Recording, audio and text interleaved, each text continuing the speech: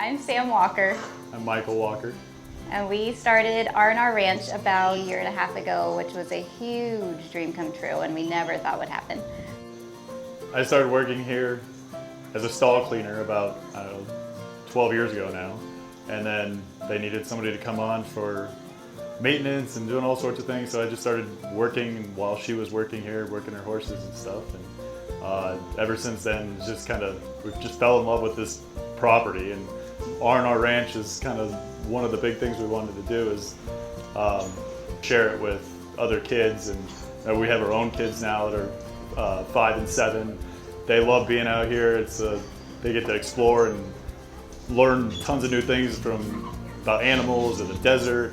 We just have a blast showing them everything there is to do out here, and they learn a lot, and we wanted to share that with other kids and maybe people that wouldn't normally be able to experience that kind of thing.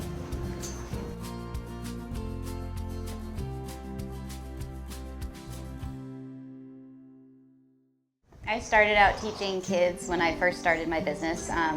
I started pretty young, and so I mostly instructed kids that were younger than me, obviously, or people younger than me, as opposed to teaching adults. But we wanted to be able to offer something for kids. We knew that the prices of everything in the horse world was going up, and so it was making it more difficult for parents. So in general, we were just seeing less kids outside, less kids with horses, and all these things. COVID hit, and the kids couldn't be inside as much, and so we had a jump of kids all of a sudden. And the kids were able to come out and be outside and be with other kids and be with horses. And so that was a huge, okay, this is actually something that we should actually offer. That kids could go, basically a safe spot for kids to be able to go. The barn was my safe place as a kid.